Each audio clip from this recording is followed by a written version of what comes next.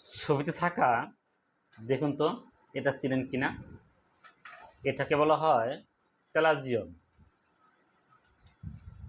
চোখের পাতার ভিতরে থাকা তেল গ্রন্থি বন্ধ হয়ে গেলে যে শক্ত গুটি তৈরি হয় তাকে বলা হয়। অর্থাৎ এই জিনিসটা আমরা আমাদের বাচ্চাদের মধ্যে অনেকেই দেখতে পাই, বড়দের হয় খুব কম, তবে ছোট বাচ্চাদের মধ্যেই বেশি দেখা যায়।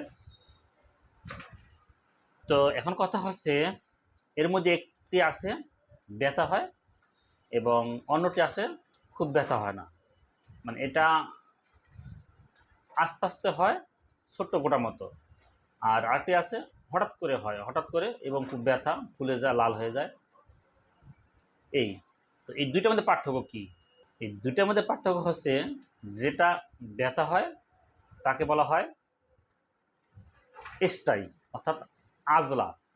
হ্যাঁ, এই আজলাগুলি কি হয়? এগুলি হঠাৎ হয়, ব্যথা বেশি, লাল ও গরম, পুজ বা ফোড়া মতো হতে পারে এবং চোখের পাপড়ির খুব ধারে হয়।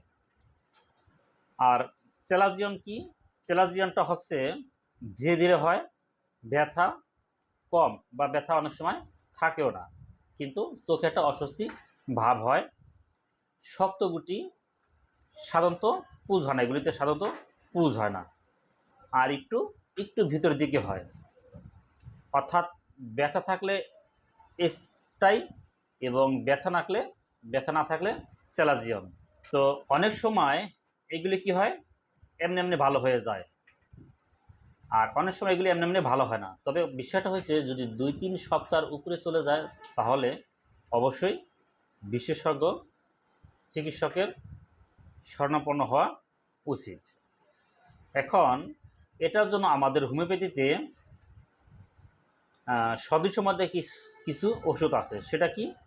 যেমন পুষ জমে ব্যথা হলে তার জন্য পিপার সাল, এবং ছোট ফোলা বা বারবার হলে তার জন্য আছে কি সাইলেসিয়া স্ট্রাফিসগ্রিয়া, এবং হঠাৎ লাল ও গরম ফোলা হলে এবং স্পর্শ ব্যথা অনুভব তার জন্য আছে বেলেডোনা, এবং শক্ত গুটি ধীরে ধীরে বড় হয় তার জন্য আছে ক্যালক্রিয়াফ্লোর, এবং দীর্ঘমেয়াদী গুটি বা বারবার হলে তার জন্য আছে থুজা।